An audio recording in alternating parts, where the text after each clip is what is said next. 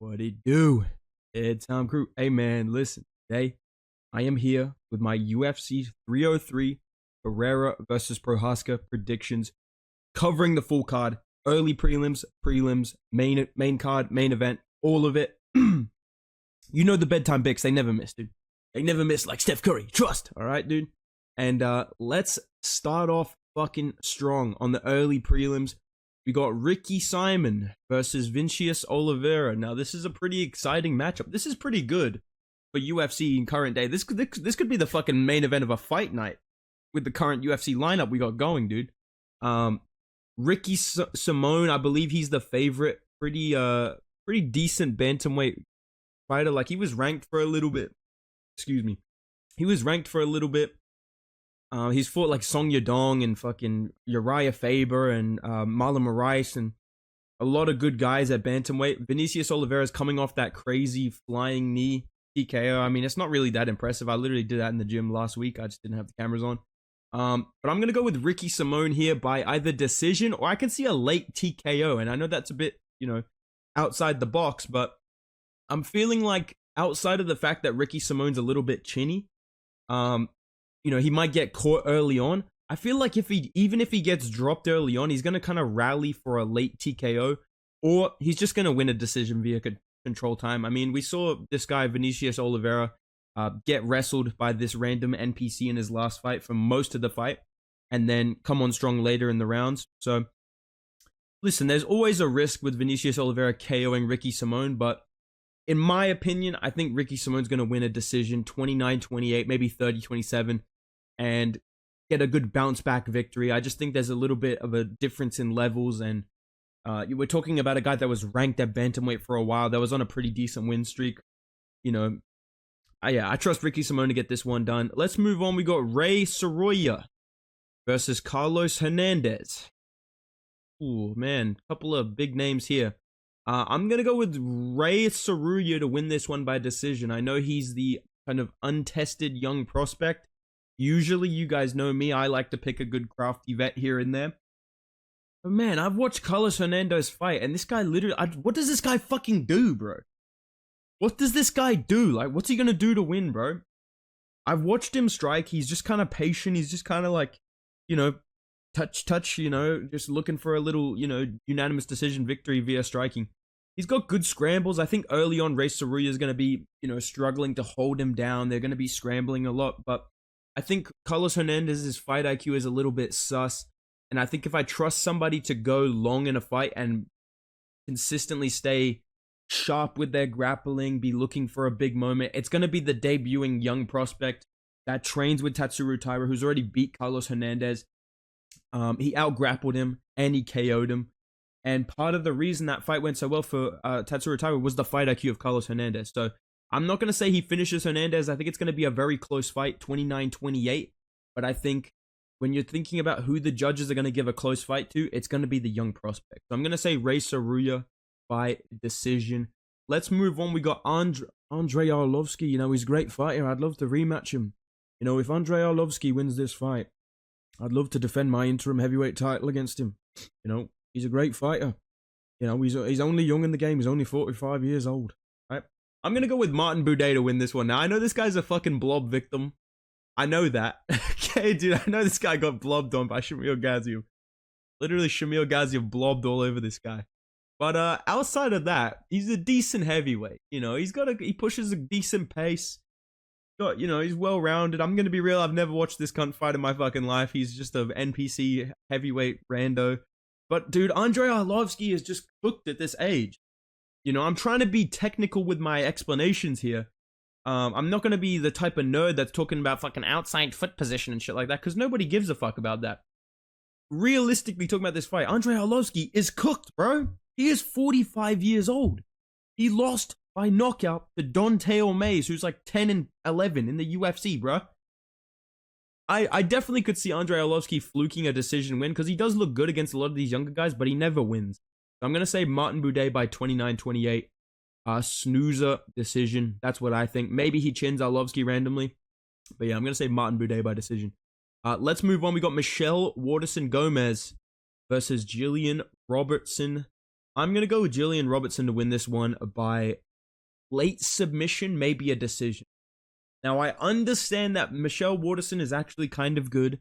She's got decent takedown defense. She's got good striking, obviously. But then again, her striking is like shadow boxing at range, bro. I've never seen a fucking Michelle Waterson, like, combo where I was like, damn, she's a fucking brutal striker. I just see her shadow sparring, like, damn, if that landed, if that wasn't from 2 feet away, that would have been rough. You know what I mean? That's what I think when I watch Waterson kind of strike. I just don't think she has it anymore, man. 38. She's changing her fucking name. That's when you know a fighter is cooked, when they start changing their name, dude. I'm going to say Jillian Robertson is going to be a lot more aggressive. Probably able to go 3 rounds a little bit harder. She trains with a pretty good team at the Goat Shed and those guys. You know, she's going to be in shape. She's going to be aggressive. She's going to be looking for a finish. I think early on she may struggle with the takedowns, but in round 2 or 3, I'm going to pick the 29-year-old to be able to get a takedown, push a pace, wear on Michelle Waterson, and win late in that fight. So like I said, either late submission or decision is what I'm going with. Let's move on to the prelims. We got Peyton Talbot. This dude's dropping Casey Neistat fucking vlogs on YouTube, bruh. This guy's got better editing than me, dude. I'm the best editor on YouTube. He is fighting Yanis Gamori. Not gonna lie, bro. This guy looks like fucking Borat, dude. Like, I've seen Yanis Gamori fight against William Gomez. And he got finished with a body kick and faked the nut shot. You know, classic Kamaru Snoozman move with that one. I know Peyton Talbot is like a minus 2,000 favorite, and a lot of people are probably going to be worried by that and picking Yanis Gamori. Like, I don't know, man. I know the odds are pretty crazy. I feel like Peyton Talbot's going to win this fight, dude. I think Peyton Talbot is going to win this fight. This is a bit of a tailor-made matchup for him, in my opinion. This is a striker, you know, that Peyton Talbot has a reach advantage on. He's a little bit bigger than him. And Yanis Gamori is mainly going to be throwing kicks. I feel like Talbot is just going to crowd his kicks, pressure him, beat him up to the body. If Yanis Gamori tries to get aggressive, he's in a larger cage. I feel like Peyton Talbot's going to move around a lot better. This guy really does have like the O'Malley type of, not only style, but you know this motherfucker has plot armor, bro. If this goes to a decision, do you really think the UFC is going to give fucking Yanis Gamori the decision, bro? No, dude. Hell no. But yeah, dude, I think Talbot is going to, I think he's going to be countering the kicks pretty well, maybe catching them and then landing big shots off of that like he was doing to Cameron Simon. Again, he only won that fight because DDP was not coaching Cameron Simon. I've been telling you guys this.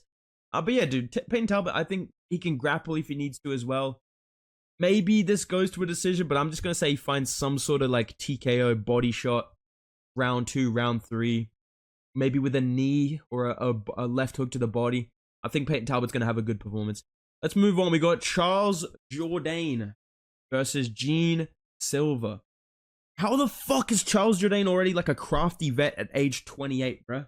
This guy is literally a fucking veteran of the game at 28 years old. 15-7, bruh.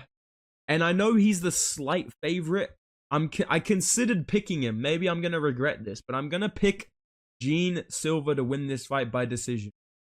Why, you may ask? Like, Bedtime, you don't like these guys that are like power merchants, you know, funny post-fight press conference merchants, you know what I'm saying? And that's usually true. But I offer you this. I will say this. This is a real thing. This guy has Fighting Nerds plot armor. This guy trains with the Fighting Nerds. I don't know about you guys. I've not seen a Fighting Nerds trained fighter lose in the past like 6 fucking months, bro.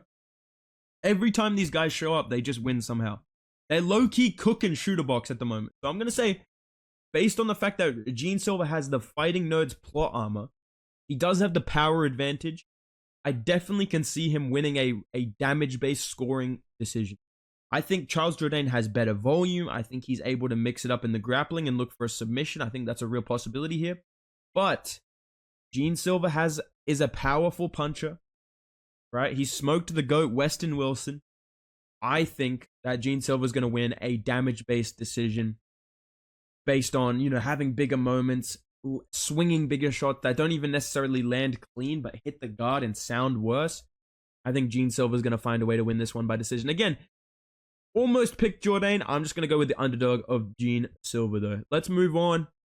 We got fucking Cub Swanson versus Andre Philly, bro. This is like a randomized fight you add to your fight card in UFC 5, man. This is a fucking random ass featherweight matchup. I feel like this should have happened already 4 times by now in about 2015. But listen, bro, we're getting it now. And I almost picked Cub Swanson. Maybe I feel like every time I do this, I get the pick wrong when I switch it, but I don't give a fuck, dude. Logically speaking, I think Andre Fili's gonna win it. I think Andre Fili's gonna get the decision. The reach advantage, I think he's able to mix up wrestling a lot better as well. You know, he's just younger, he's more well-rounded. And, you know, Cub Swanson didn't even win his last fucking fight, bro. Cub Swanson did not even win his last fight. I'm pretty sure he said he thought he lost that fight against Hakeem Dawodu. And I know that doesn't really have too much to do with this, but I also feel like, you know, it can be a bit misleading that he's coming off a win over Hakeem Dawodu. When I've seen Andre Fili have close fights with guys like Sadiq Youssef, and, you know, he smoked fucking Lucas Almeida as well a couple fights ago. I think right now, both of these guys are in a phase of their careers where they win one, lose one. Cub Swanson's coming off a win. Andre Fili's coming off a loss. The script says Andre Fili will win, Cub Swanson will lose. And they'll just keep moving on and doing the same shit forever. I think Andre Fili's going to win a decision just with his pace, his boxing. He's good. He's a better wrestler than Dawodu as well. And Dawodu is having a lot of success clinching with Cub Swanson. I think he's always weak to the body as well. So there might be knees to the body there for Fili. Fili's like weirdly powerful as well sometimes. So yeah, I'm going to say Andre Fili wins this one. Last fight on the prelims. We got Salty Man Joe Pyfer versus Marc-Andre Barriault. 2 middleweight Apex legends right here, dude. This guy's a fucking... Especially Marc-Andre Barriault, dude. This guy spawned in career mode. Default tattoos, buzz cut, 16-7. I mean, come on. What else is there to say about this guy? I'm not fucking picking him, dude. I'm not picking him, bro. I'm picking Joe Pyfer by KO round 1. I think this is a really good matchup for Joe Pyfer. If he fucking loses this, holy shit, bro. Holy shit if he loses this fight. Now, Marc-Andre Barriault is not bad. The reason I just think if Joe Pyfer loses, he's cooked is because this is a tailor-made matchup. Right? He's not fighting a scrub, but he's fighting a guy that loves to trade, that's primarily a boxer, that can get smoked in round 1 because he's a bit of a slow starter. I think Joe Pyfer's going to fucking KO this guy with his classic lead uppercut right hand. Or, you know, in the clinch, just land a fucking bomb on him and put him to sleep. I think Joe Pyfer's going to win this one. And he's going to get on the mic and act like he fucking won the NBA championship. He's going to be like, we did it! We did it! So, yeah, Joe Pyfer is going on a fucking victory lap after a round 1 KO. That's my picks for the prelims. I got Pyfer. I got Fili. I got Silva. I got Talbot. I got Jillian Robinson. We got Martin Buddy. We got Ray Soroya. And we got Ricky Simon. Right? That's what I got for the prelims. Let's talk about this main card, dude. Oh, man. Ian Machado Ferry. Well. Listen, bro. Listen, man. You guys know me, dude. You guys know I love to play spoiler. I love to pick against the fan favorite. I like to pick the most depressing outcome possible. But you know what, bro? The more I think about this, I just feel like MVP's gonna win. The more I fucking think about this in terms of the way that fights are scored, the way these two guys fight, the style that they have, I just feel like fucking MVP is more damaging as a fighter.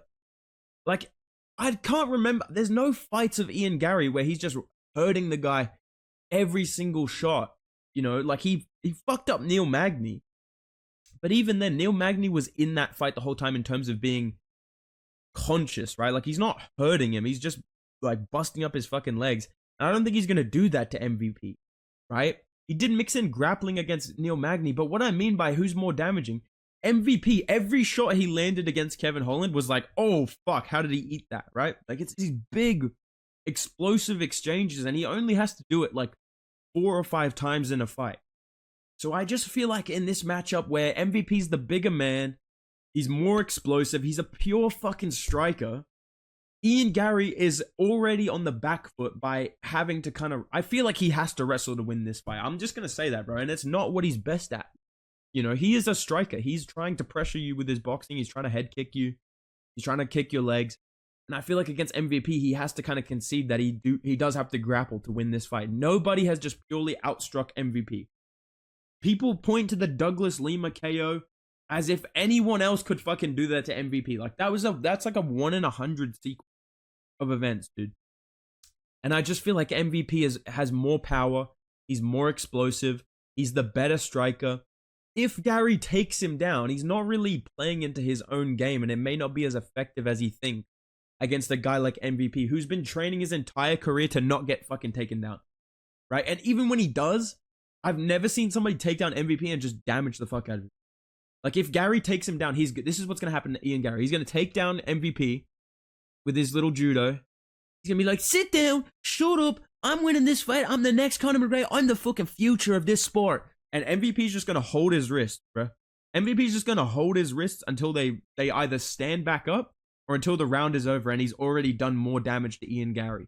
That's what I think is going to happen if this goes to the grappling. I think it's going to stalemate out in the grappling, dude. And on the feet, I mean, I don't think Ian Garry, this is what I think about talking about the Holland fight, right? In 15 minutes of this fight, can I seriously expect Ian Garry to not get hit clean by MVP? Can you seriously trust Ian Garry to not get hit clean by MVP, like one of the best strikers in the division, and eat it the way that Holland can? I just can't see that. I cannot see a world where Ian Garry just does not get touched by MVP. Pause. And I feel like MVP, like Garry has the better defense than Kevin Holland, but I don't think he has the chin that Holland has. I think if you hit Ian Garry with the right hands that MVP was hitting Holland with, he goes down. He gets rocked. So I'm going to go with MVP by either decision, like close, maybe split decision, or KO. Backs Garry up to the fence in a sequence. Garry kind of moves out of the way after throwing a big kick, comes back into the fence. Big right hand from MVP. Maybe he times him on a calf kick as well, because I know Gary's going to chop at the legs, looking for that Douglas Lima type of moment. And I feel like MVP is the type of guy that can time something like that with the right hand. So I'm going to say MVP wins this one, man. I think he's just the bigger, more explosive fighter. He's going to be able to neutralize the grappling. And I think who's more likely to get hurt in this fight? It's Ian Garry for sure, dude. Let's talk about this fucking abomination. I'm going to say Silva wins this one by submission. I don't fucking care, bro. I don't give a fuck about this fight, bro. This is literally, like, what the fuck is this, bro? Like, Michael, like, that's what I was about to say. Michael Chiasson over here, this is how she fights, bro. She will just come out of the fucking gate, she will wrestle you, and then throw herself in a submission. She was winning against Aldana, lost via fluke body kick KO. And during that fight as well, every time she took down Aldana, she could not avoid getting almost submitted. She almost got triangled, she almost got armbarred. I'm pretty sure she almost got guillotined in that fight as well. I really feel like she's going to rush Mayra Silva early. She's going to take her down. She's going to lay on top of her. And then she's going to get subbed. She's going to end up in a fucking triangle. She's going to end up in a fucking armbar. Get finished. If it goes to a decision, Chiasson's probably going to win. But I just feel like when you watch both of them fight Aldana, when you watch both of them fight Pennington, I can't believe that motherfucker's the champion. Silva was doing good against Pennington early on. And she kind of lost because she has no cardio. And because Pennington has like decent cardio and she's just like a blob that will just survive submissions and like beat you up with her boxing. But AC Chiasson, she got fucking submitted. She got finished by Raquel Pennington, bro. I'm not picking you, dude. I'm sorry. I don't give a fuck. So listen, if this does go to a decision, Macy Chiasson's probably going to win. But otherwise, I feel like over 15 minutes, she's going to throw herself in an armbar at some point. So yeah, give me Mayra Silva by submission. Let's talk about this fight, man. I mean, on paper, this guy's better than Dolidze fucking everywhere. Nah, listen. I don't know why Roman Dolidze's the favorite. I don't get it. Have people watched this guy fight? I feel like people just look at his fucking topology like, oh yeah, he split decision with Marvin Vettori. Oh man. Oh, he beat Hermanson. Oh, he's pretty good. Dude, he got schooled by Hermanson in the striking. He did not win up. People that think he won that fight against Vettori, you need to get your fucking eyes checked, bro. He got outboxed easily by fucking Marvin Vettori, bro. I feel like Anthony Smith is just going to pick at him at range. I've seen this guy outstrike Glover Teixeira. Like, you can say what you want about Anthony Smith. I've seen him outstrike Glover Teixeira. I've seen him survive in the grappling with John Jones. I don't think Dolidze is going to chin him with one punch. He was winning against Khalil Roundtree. He took that fight on short notice as well. He's been preparing a bit longer than Dolidze. I think Smith's going to win this by decision. He's going to pick at him at range. He may get clipped against the fence when Dolidze kind of bum rushes him, but I think Dolidze is going to clinch him if he hurts him and try and take him down. And even if he takes down Smith, I feel like Smith is big enough and good enough at grappling to not get calf sliced by this guy. Call me fucking crazy. I think Smith is a bit better in the grappling than fucking Phil Hawes. And I don't think he's as fragile as Jack Hermanson is. I feel like if you bully Jack Hermanson physically, you can beat him. Anthony Smith, you could say what you want about him. I think he's bigger than Dolidze. He's had a little bit more prep time. He's crafty as fuck. I think he's going to win a decision, 29-28. Knowing Dolidze, it'll somehow be a split decision because this guy, like, I don't fucking get it, but it'll probably be a split decision to Anthony Smith. So if he gets robbed, there's nothing I can do about it. I think he's going to win this fight. He's the better striker, in my opinion, and he's good enough on the ground to survive. So, yeah, give me Anthony Smith. It's time to talk about the co-main event, bro. And listen, bro. Oh my fucking god. The amount of people sending me this fucking Yair Rodriguez knockdown being like, oh, dude, Lopes by round 1 KO, bro. Lopes by KO, dude. Lopes fucking starched Sadiq Youssef. This guy beat fucking Sadiq Youssef, Pat Sabatini, who's a fucking midget, and who's the other guy? Gavin Tucker. Gavin Tucker. And you're gonna pick this guy to smoke Brian fucking Ortega. No. No, I'm picking Ortega by decision. I'm picking Ortega by decision. The recency bias is out of fucking control, bro. This guy, at elevation, against Yair Rodriguez, who trains at elevation, who Volkanovski refused to strike with, melted Yair Rodriguez, got dropped in the first round. Other than that, if you watch it back, he's literally fucking making Yair miss everything. And the only reason he got on the ground in that position where people were like, oh, Lopes would have finished him here. He didn't get put on his back from the knockdown. He survived the knockdown, got in a good position in terms of hiding his head from more strikes, clinching up to recover. Good defense on the feet outside of that. He rolled his fucking ankle twice in that fight, bro. And still melted Yair Rodriguez. I feel like Brian Ortega has the chin in this fight. He has the cardio, even on short notice. From watching him fight, I think he's going to outpace Diego Lopes. And I think he's going to outbox him after a really early onslaught. Make no mistake, Diego Lopes will hurt him. And will drop him at some point in round 1. And it will follow up. But I feel like, honestly, I feel like Lopes is going to hurt him. And maybe Ortega will clinch up. Lopes will probably drop him in the clinch with a big right hand or an uppercut. And he's going to be chasing for a finish. But I just feel like Ortega's really good at hiding his head if he gets hurt. And Lopes is the kind of guy, if he can't strike you when you're hurt, he's going to jump on a submission. I don't think he subs Ortega, bro. If he subs Ortega, what can I say, man? This guy's fucking goated. But I don't see him subbing Ortega. I think he's going to win round 1 pretty easily. Ortega's going to survive. He has underrated, defense in terms of his striking ability. Even when he's on death's doorstep, he can find a way to survive. And I feel like Lopes is going to slow down in round 2 and round 3. I watched him fight Movsar Evloev, which is, again, a fight against a top contender on short notice. He came out the gates dangerous early on, and then you saw him slow down, and he got outboxed. He nearly got finished by Evloev in round 2. Like, that was borderline a 10-8 round in round 2 from Evloev. And I feel like Ortega is more dangerous. He's a better boxer than Evloev. He probably hits harder than Evloev. And if he takes you down and controls you, he's more likely to submit. He's more likely to submit Lopes. He's more likely to really find good positions in the grappling than Evloev was. And I feel like that same kind of blueprint is going to play out in this fight. He's going to lose round 1. Lopes will slow down just because you can't maintain the pace of Lopes for 3 rounds. It's impossible. I think halfway into round 2 and round 3, we're going to see Lopes start to get outboxed, start to get pressured. Brian Ortega body locks him, takes him down, gets on top of him, starts to beat him up a little bit. And yeah, I think Brian Ortega is going to win this one by decision. Maybe a late submission, but I'm going to say he wins a decision. This will be a badass fight.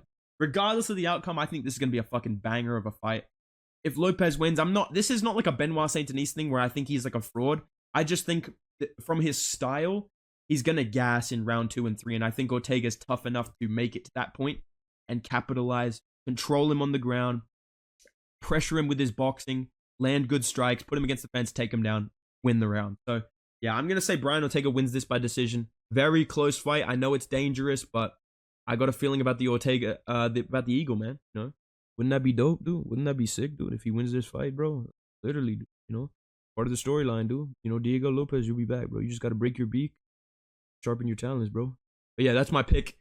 Let's talk about the main event, boys. This is the last one to talk about. And bro, I've been fucking flipping and flopping like a fish trying to predict this fight. I don't know, bro.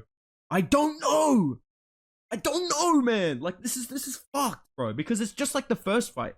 I feel like either way, someone's getting fucking chinned, bro. But I'm going to pick Alex Pereira by TKO. I think he's going to win this fight again. Simply because it's pretty much the exact same fight as the first time. Even Yuri Prochazka has said he wouldn't really change his approach from that first fight. And I know he can just say things like that and change it. But I don't think there's much he really could do different. He hasn't changed his style. You know, we saw him against Rakic. He's still not checking calf kicks. He still reaches down for leg kicks. He still gets hit in the head a lot. And I feel like he cannot just autism his way through Alex Pereira the way that he did against Rakic, bro. I feel like Pereira's a lot more composed than Rakic. He won't slow down. He's going to just pick his shots. He's going to be patient. He's going to feint. You know, everything Rakic did, I feel like he was trying to get Yuri's respect. Pereira already has Yuri's respect, dude.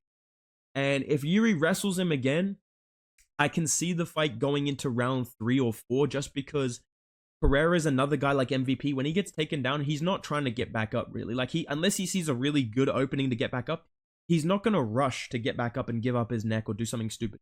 He's going to just pin your wrist. He might go 2-on-1, and he'll just mitigate any sort of ground and pound that might happen. And if you give him an opening, he will get back up. He is decent at getting back up. So I can see the fight getting extended to round 3 and 4 because he's just going to, you know, stall you out on the grappling if he gets taken down. But yeah, I think Pereira is just the better striker, man. And I think this fight will play out mainly on the feet. I think Pereira, like, you know, 70% takedown defense, you know, that's a pretty good number. I think he's powerful enough to hurt and drop Yuri, unlike Rakic. The calf kicks will still be there. And Yuri Procházka, even moving around with the guy that was mimicking Pereira, he's still getting hit with calf kicks. He's still open to the left hook. But yeah, Pereira, the reason I'm picking him, better defensively, gets hit a lot less, lands about the same amount of strikes as Yuri does every round, without absorbing as much as Yuri. You know, he has a clear kind of path to victory. And like I said, I don't think Yuri can autism his way through Pereira the way that he did against Rakic. We know Pereira can drop him. We know Pereira can finish him.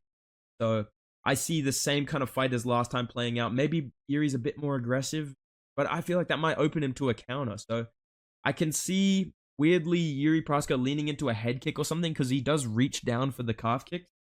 That's a possibility, but I feel like it's probably just going to be a check left hook. Yuri kind of gets hurt, stumbles into the cage. Pereira swarms him up against the fence, and we get a slightly less early stoppage than last time because Herb Dean is there, so it may go a bit longer. Yeah, I'm going to say Pereira round 3, maybe round 4 TKO. Very, very close fight. Borderline 50-50. If Yuri wins, hey, bro, you know, it is what it is, dude. It's not a clear fight whatsoever. I think the short notice does make it a little bit harder to predict, but yeah, I'm going to say Pereira wins this one. Late TKO. Round 3, round 4. That's what I'm thinking, dude. But yeah, these are my predictions. Let me know your thoughts down below in the comments, guys. Who do you have at 303? What do you think of my picks? Let me know in the comments down below. I know a lot of you guys are riding with Yuri to bring a storm. And a lot of you guys are not riding with the Eagle. You're going to fucking regret it, dude. But yeah, let me know your thoughts in the comments down below. If you enjoyed the video, drop a like, subscribe to the channel, and go follow me on Instagram and Twitter at Bedtime MMA. I'll see you in the next video, man. Goodbye.